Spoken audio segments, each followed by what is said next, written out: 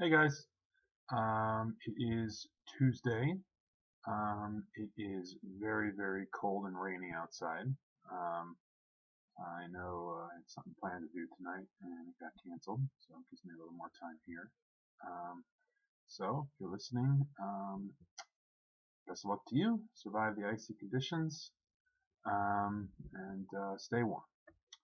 Um, Yesterday, I debuted my first video and had several likes and had commentary as well as a few questions from, just going to use the initials here, RT, JR, and SL. Thank you so much. I appreciate that. I hope the responses I gave you were satisfactory and nice, and I appreciate the comments. Always nice to hear from local fans.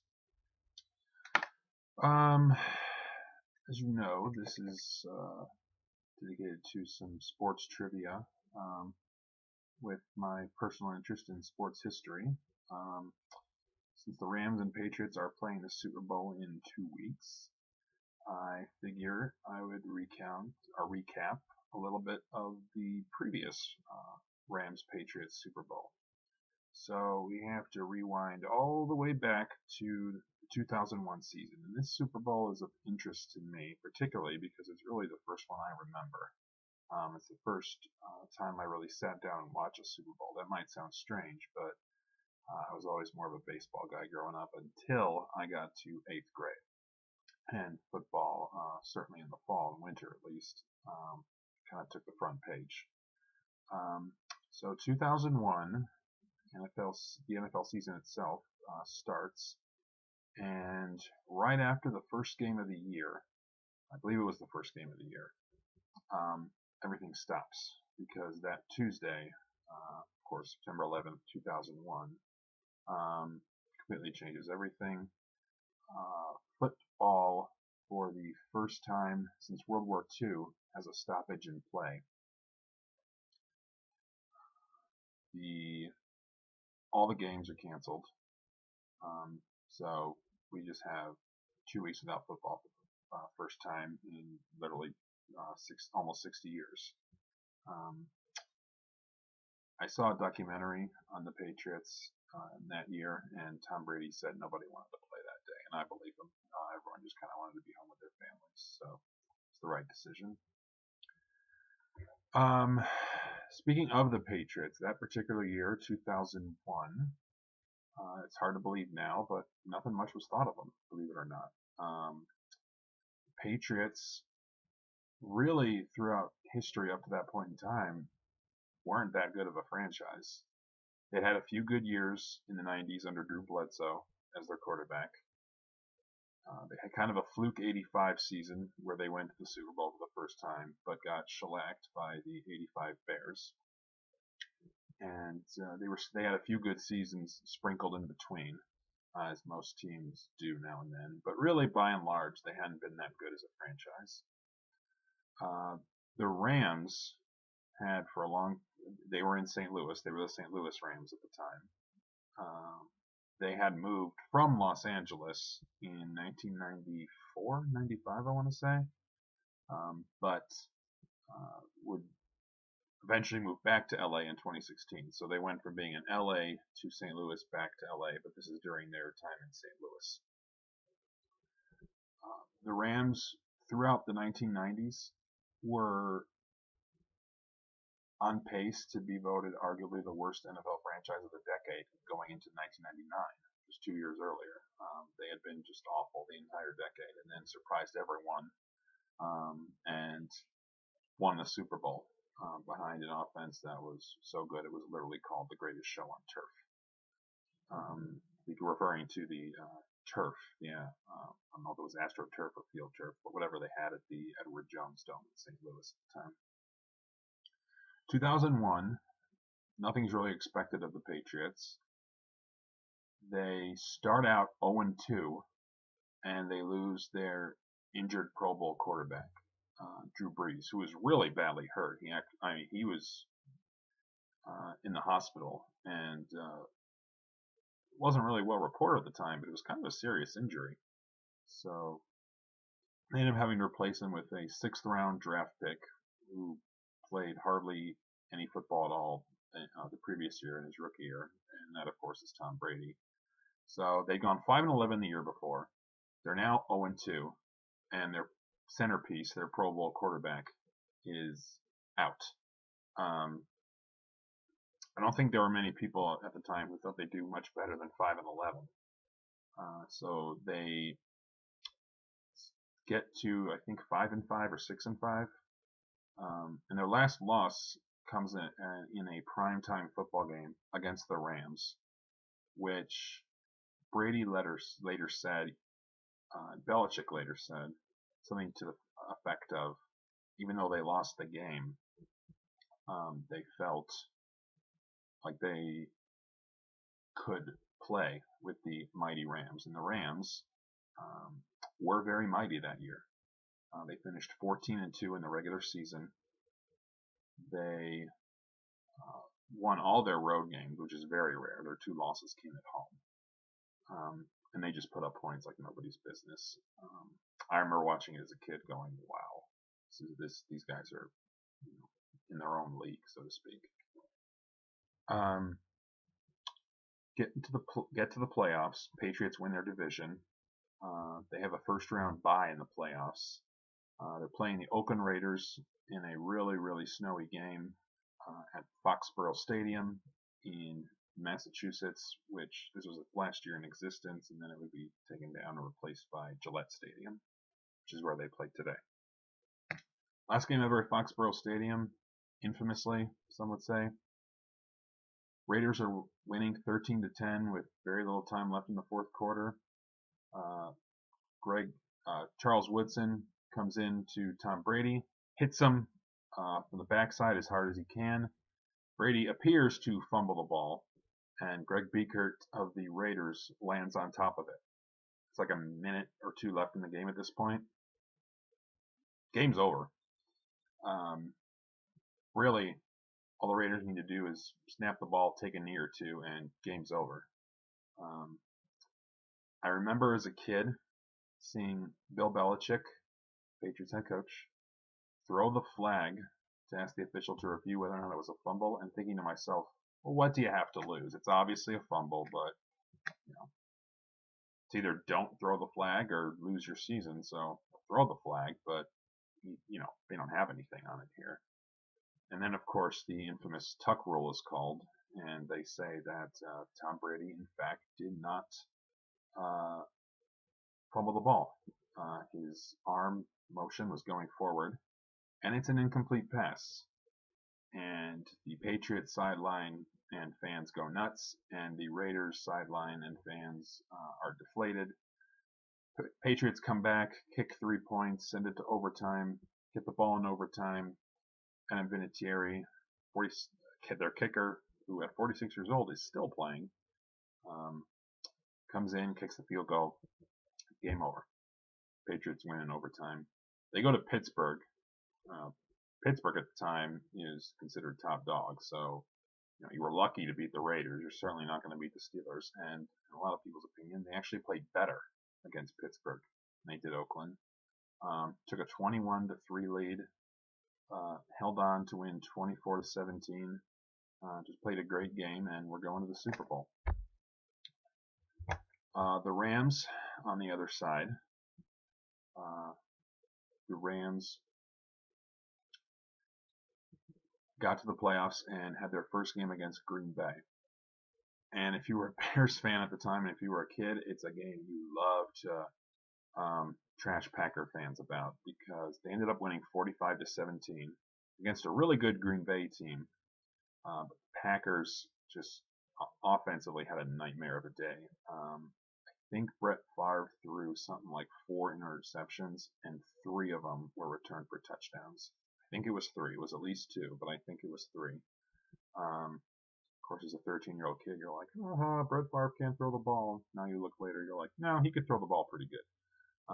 But it's you live by the sword and die by the sword, and if you're Brett Favre, you're gonna be a gunslinger, and unfortunately, that was not a day that worked out on. So that was pretty one-sided.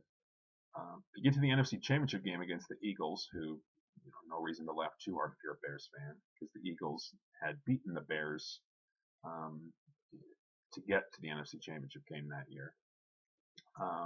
Eagles played really tough, and later said they kind of felt like that. Some guys said they felt like they were the better team, but lost. I believe the score was 29-24.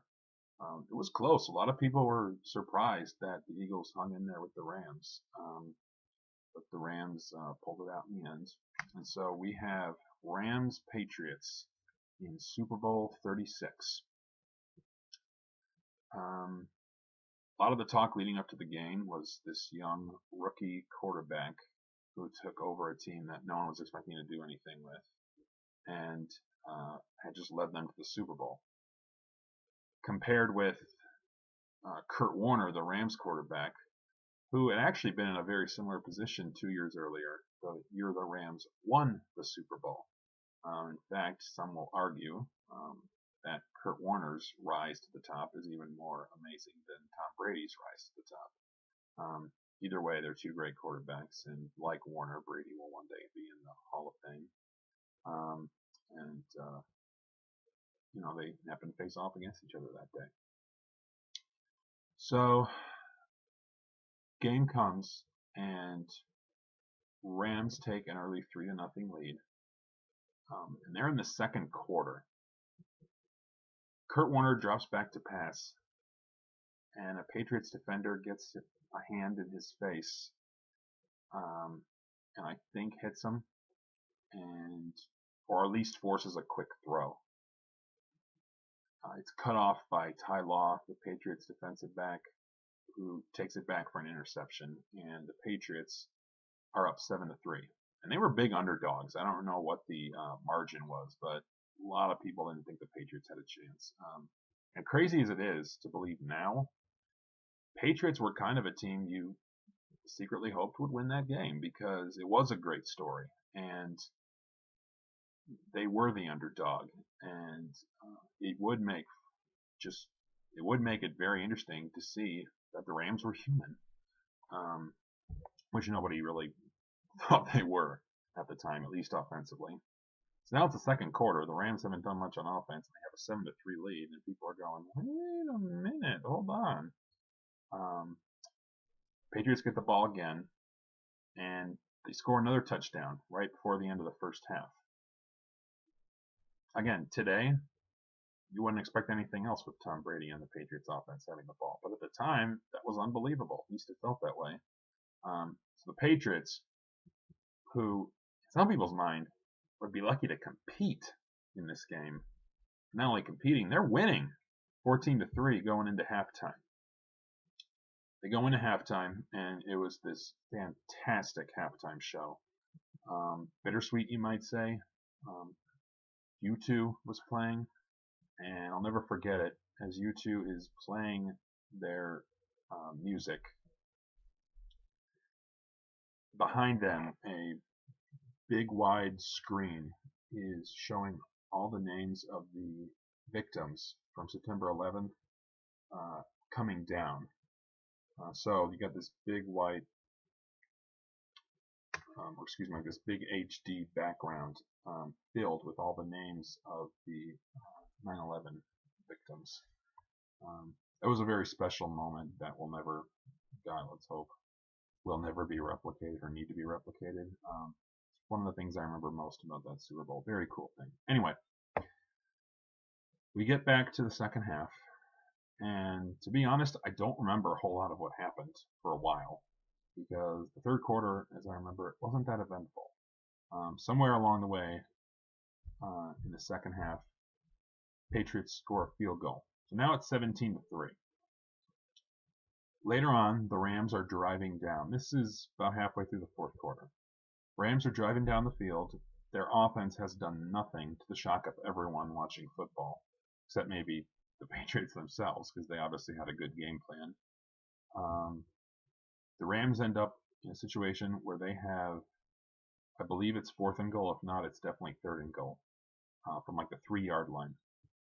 And Kurt Warner, their quarterback, gets rushed. He tries to run right to get into the end zone, he gets hit at about the 1 yard line and he fumbles.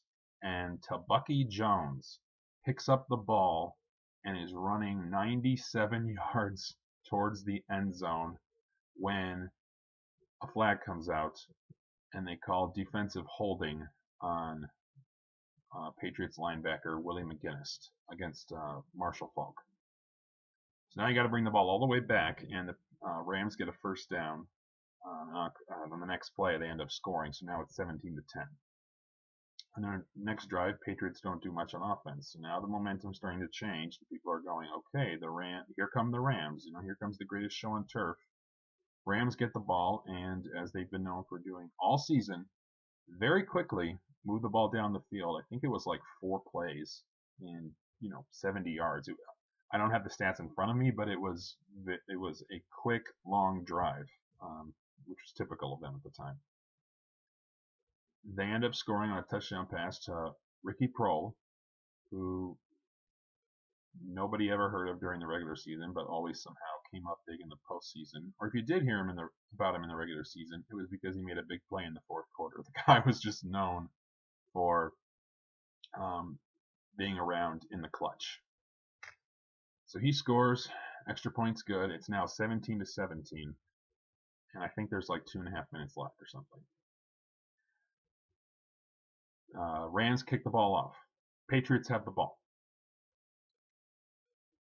John Madden, famously, who's calling the game along with the late great Pat Summerall, says that he thinks the Patriots should play for overtime and not risk something not working out here. Brady leads the team down to about the 30-yard line. And there's 6 seconds left, something like that.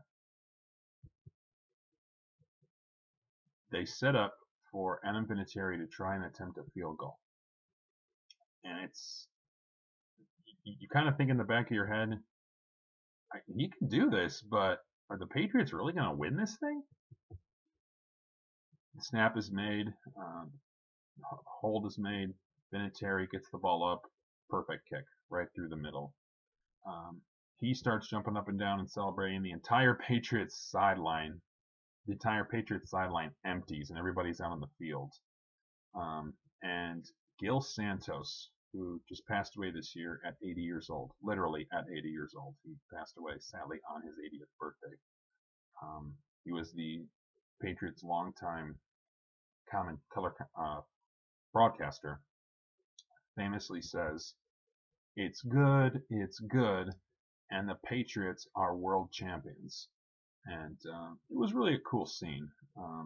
Bill Belichick, of course, at the time, just this guy who was coach, a very good assistant coach, somewhat successful. I guess he was a successful coach in the Cleveland Browns before coming to the Patriots. But really hadn't done much as a head coach. He gets his victory. Tom Brady, what an incredible story that was. And everyone's just running around like crazy. Confetti's coming down. And you're sitting there at home, unless you're a Rams fan, you're sitting there at home going, I can't believe they just did that. And I believe it was Robert Kraft at the post-game ceremony, trophy presentation. Robert Kraft, the owner of the Patriots, says, "We are all Patriots, and today the Patriots are Super Bowl champions." And that quote lingers in my memory so well, because if ever there was a year where you wanted a team called the Patriots to win a Super Bowl, especially their first Super Bowl, it was 2001. In light of everything that had happened, tragedy in New York and D.C. And Pennsylvania, the fear that had spread throughout the country, the patriotism that had taken place. I mean, that was so fitting on more than just a sporting level. That was neat. A couple notes from the game. Tom Brady was awarded his first of what would become many Super Bowl MVP awards. To be honest, at the time, I was a little surprised because offensively, even though he did more than his job by leading the team down to that game-winning field goal. It wasn't a game where the stats overwhelmed you offensively, as opposed to later games in Tom Brady's career. As it turned out, it was the first year a fan vote took place that helped decide the Super Bowl MVP. And that fan vote really pushed Tom Brady over the line. Had that vote not taken place, Ty Law, who was the Patriots defensive back who made that interception in the first half that swung the momentum in New England's favor, Ty Law would have been named Super Bowl MVP. Which, looking back on it, at that moment, I thought that would have been I thought that sounds a little bit better, but at the same time, Brady played a great game and did his job. So, kind of like arguing, well, who's the best of the two Super Bowl winning teams? Well, who's the best of the two potential Super Bowl MVPs? At the end of the day, they both played well. So, one guy doesn't deserve it more than less, so to speak. They both deserve it. Couple of things coming out from that game. Patriots dynasty would really get started after that. They would actually the next year go on to have their worst season under the Tom Brady, Bill Belichick era. They were 9-7. What a horror to be 9-7. I'm sure the Cleveland Browns would love to suffer through a 9-7 season. But after that, they would win Super Bowls in 2003 and 2004, and then consistently make the playoffs. The only year since then they haven't made the playoffs is 2008, and that's when Tom Brady was hurt in the first quarter of the first game of the season and missed the rest of the season. And they had to face the challenge of winning behind a backup quarterback, and found a way to go 10-6, though they missed the playoffs. 10-6 is very impressive. They had the near perfect season in 2007, where they lost the Super Bowl. 2011 lost the Super Bowl. 2014 and 2016 won the Super Bowl, and now pending the game on Sunday the 3rd, could be the upcoming Super Bowl champions. For the Rams, it was really the end of a dynasty, a mini dynasty, you may say. 2002, they struggled right out of the gate. They lost all their preseason games, and then I think they lost like their first 5 regular season games or something like that. First 4 at least. So they literally went from August till probably October without winning a single game as a team. Not great to start the momentum in your favor. Kurt Warner, that was kind of the end of his glory days in St. Louis. He would play with the team through 2003 when they won another division title and made it to the playoffs, but was replaced halfway through that season by Mark Bulger, and the next year went to New York and didn't succeed in New York. And really, they thought, the Kurt Warner days are done until he resurrected his career in Arizona and helped take them to a Super Bowl. Be that as it may, for the Rams, after 2001, 2002 they missed the playoffs. 2003 they won the division and made the playoffs and almost got into the NFC Championship game. They ended up losing in double overtime to Carolina, who would eventually go to the Super Bowl.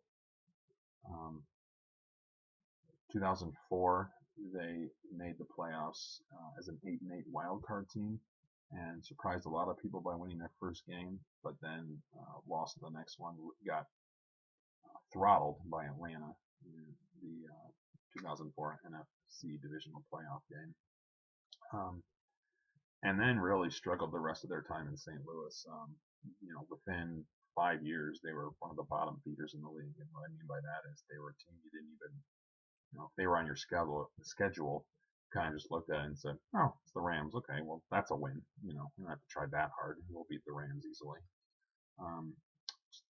Moved to St. Louis, or moved to LA from St. Louis in 2016, and now in their 3rd season in LA, are back in the Super Bowl.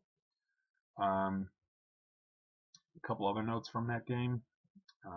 Patriot lovers are probably going to hate that I say this, but some Rams players since then have come forward and said that they believe cheating was involved. I know that Marshall Faulk is on record former Hall of Fame running back for the Rams. He's on record as saying that he believes cheating was involved. I believe the argument is that the Patriots defense was reading plays that the Rams offense was trying to call in. I think I've heard of Kurt Warner referencing the same thing. I don't know. Did it happen?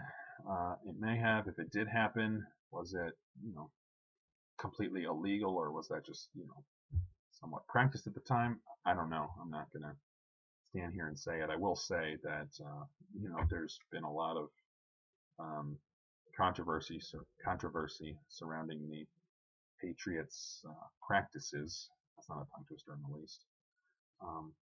Over the last 15 years, and that certainly doesn't help their case.